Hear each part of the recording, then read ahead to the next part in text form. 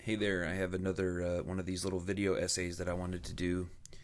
I was recently looking at the Artisan Cup website. Now, the Artisan Cup was hosted back in September of 2015, primarily organized by Ryan Neal from Bonsai, with a lot of input and help and other things from lots of other people. It looked like I wasn't there. This is before I really got into this stuff more heavily, but it looked like a pretty crazy and cool event. And I think that the tagline was something about American bonsai. And if you haven't checked that website out, I just found it the other day after I think I heard it mentioned on a podcast or something. But it has all of the 71 or so trees that were in that competition. It has a formal picture of the display, and it has a short recording between 1 and 3 or 4 minutes, depending on the tree, from 5 different judges for all of the trees, the same judges for all of the trees. Again, this is the Artisan Cup that was back in 2015. And it's really cool to see these different displays and to hear the feedback from the judges. And it helped me to clarify something in my mind about my own tastes. Just FYI, the judges are Colin Lewis, Boone of the famous Boone mix, a pioneer in American bonsai, Peter Warren, Walter Paul, and David DeGroot. And so these are people who really know. I mean, they know what they're talking about. They have very, very different perspectives on what bonsai is, should be, could be, etc. And their critiques reflect that in a big way. It was cool just to click through the slideshow and see all of the trees in the first place. And there's a whole lot of different types of a lot of different species, styles, approaches. Some very avant-garde art piece type stuff, all the way to the very, very traditional, harmonious Japanese inspired design. And I think in general, it brought up an idea, or it brought to the foreground for me this concept of like American bonsai. And I think ultimately it's kind of like non-Japanese bonsai, or maybe geographically specific bonsai. I don't know how to exactly say it, but the general idea here is that bonsai is an art form developed in its current state in Japan, coming from China and with influences from all other places, just like a lot of our traditions and technologies. It's a global mishmash across history, but the traditional current model of Japanese bonsai is in many ways reflective of Japan.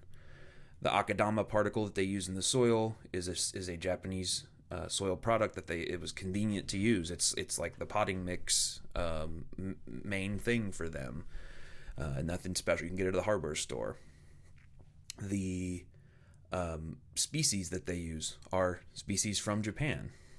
And then when this art form and this horticultural practice spread to other places, the question then became, what does it mean to do this practice in a different place? How much do you retain? How much do you jettison? And I think it's an ongoing question. And the reviews in this Artisan Cup feedback, which again, 2015, but these people are still very much active, and I think that while we all change and evolve, the backbone of their opinions remains similar to this point. But in the feedback, it became clear that some of the judges tended more toward the Japanese model, which is a dense foliage, decent size crown, the top of the tree. I've heard it described before as very youthful looking foliage on an ancient looking trunk, is kind of the way that it comes across. But the foliage itself is very much verdant, big pads, big groupings of branches, pads, etc. Now, if you contrast that with what I think would probably be described as a more naturalistic approach, um, Ryan Neal, from whom I've learned a lot through the Mirai Live platform, talks about it as representing nature in miniature, representing an ancient tree in a miniaturized form. And what that means is the foliage is often much more sparse. It doesn't look necessarily, it still looks healthy, but it doesn't look quite so juvenile and verdant in the same way. The pads aren't big pads. The design can be quite dynamic and tortured, and multiple apices, an apex, not just one apex, but several, and it tells a story of environmental effects that a snowfall hit this, or etc. And I could maybe post some screenshots as I'm talking of what these different approaches might look like. But I think that I myself, again, I myself am kind of struggling with figuring out the direction that I want to go with how I want to represent trees. And true to my form in a lot of different ways, I try to go pretty deep in understanding what is done or what has been done. But then I'm not satisfied that there's sort of like either the Japanese aesthetic or a naturalistic aesthetic, and that's it. I think there's other things to explore, and I don't think anyone would suggest that that's the case. I think there are more niche and different ways of reflecting nature. But I started thinking about this idea of American bonsai. And to be clear, the naturalistic thing, we in the United States don't have the monopoly on naturalism in bonsai at all, nor are we the exclusive, or maybe even at all, the progenitors of that style. There's folks in Europe, people in China, people in Japan, other places who have done that kind of work. Walter Paul is a European who's a huge, has had huge influences on developing that style of tree. What I mean by, so just as an example, the deciduous trees, things like maples or hornbeams or whatever, if you see an old, weathered, deciduous tree in nature, in most cases, it's going to have hollows in the tree. It's going to have parts of the core of the tree that have died, and it's just the outside of it. You can actually see deciduous trees where the two halves of the tree have completely split apart, and there's this space in between them that you could actually walk through. And it's one tree, old tree, and probably still shares some roots down below ground, but the whole core of the tree is gone. And the Japanese model, that is tree non grata. That is not a thing. The general idea of having scars and dead wood and rotted stuff in the traditional Japanese model is not really accepted. Whereas Walter Paul is much more in the, let's do that. That's what things look like. He says, hollow it out and leave space for the owl. It would be extremely awesome to see a tiny owl to scale fly in and fall asleep inside of a bonsai. But I think American bonsai and the naturalistic forms that have been associated with it really, in general, refers to, or the way at least I have experienced it, refers to Western United States bonsai.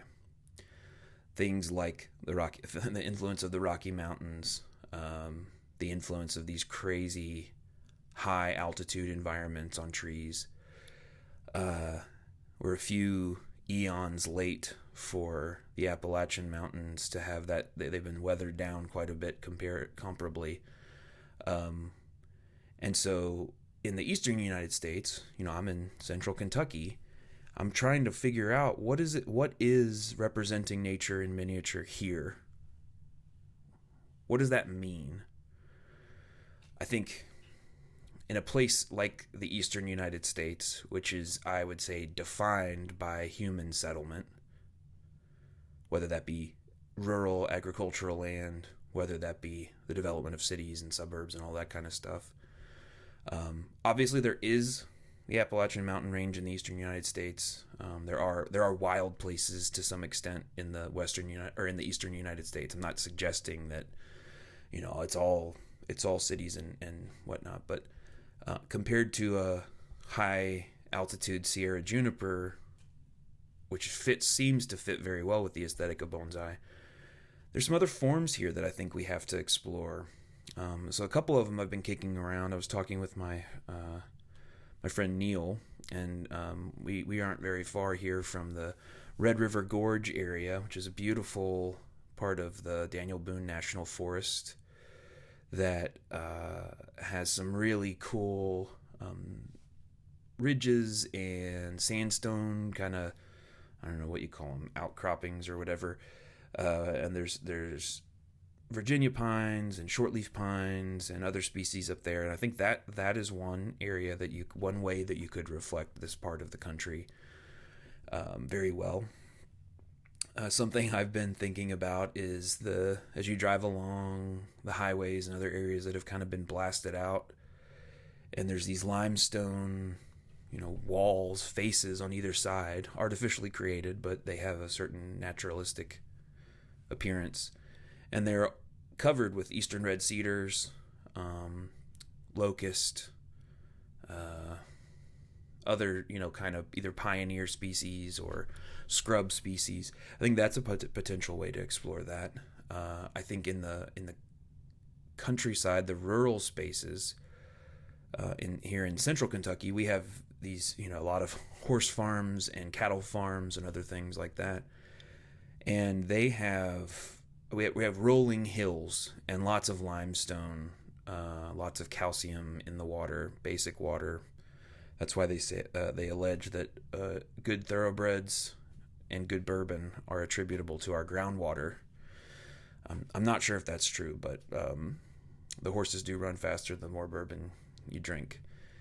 But I think that there, in those farm environments, we do have these big, tortured, deciduous trees that have these really interesting branching patterns, and a lot of that is the product of being open grown, and they're grown in an open environment without trees on either side of them for competition.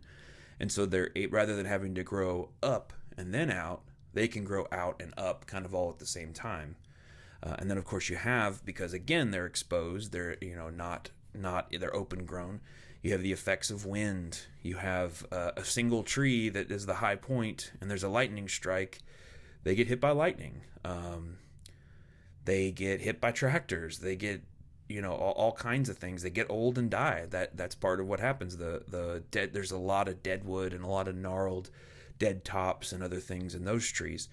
And it's about as far from the Rocky Mountains as you could get. It's as far from Mount Fuji as you can get. But there's something about that I think feels, it kind of feels like home. It feels familiar to me. And I don't think that I am saying that you can only represent the nature that you experience in miniature, and that's the whole point. That's the only thing that matters, etc. I don't think that at all. I'm just trying, if I wanted to have an aspect of my practice be reflective of that, what would it look like? Now I'm trying to work as much as I can with native species. Started a lot of different native species, as well as some Japanese and other non-domestic species as well. I think that's part of it. I think that's cool, seeing what those trees look like and potentially representing some aspects of our natural environment there. There's a lot of potential. But I just think in general, I have come to realize that for me, I do tend to fall a little more on that naturalistic side of the spectrum between the original thing that I said, which was kind of the Japanese aesthetic, and the more naturalistic, quote-unquote American, quote-unquote Western, whatever you want to call it, approach to bonsai, which represents older trees, or trees that that are age appropriate and they reflect an aspect of age.